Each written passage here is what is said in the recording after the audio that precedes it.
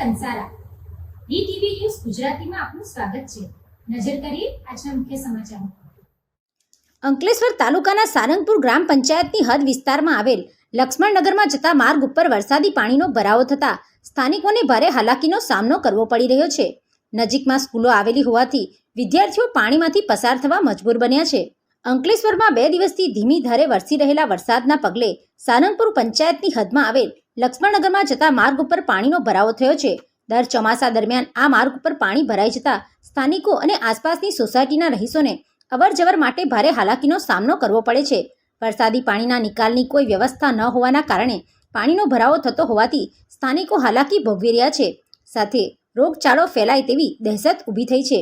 આ વિસ્તારમાં 3 જેટલી સ્કૂલો આવેલી છે, ત્યારે માર્ગ ઉપર પાણી ભરાઈ જતા વિદ્યાર્થીઓ અને સ્થાનિકો પાણીમાંથી પસાર થવા મજબૂર બન્યા છે। ત્યારે ગ્રામ પંચાયત કે સ્થાનિક તંત્ર વહેલી તકે આ समस्या कायमी उकेल लावे तेरी मांग करी रहा है।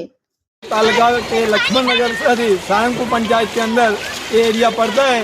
यहाँ तो कोई काम ही नहीं होता। 5 महीना पहले भी मैं देखा सुना था कि मैंने रोड और गटर बनने वाला है। आज तक रोड ना बना ना गटर बना। आज की हालत देखिए, बच्चे लोग का निकलना चलना मुश्किल हो गया। बच्चे स्कूल कैसे आएंगे जाएंगे क्या करेंगे वो मुश्किल हो गया है। हम लोग का मेन रास्ता टूट गया है, मेन रास्ता जाने। Pintu Modi, DTV news, Ankleshwar.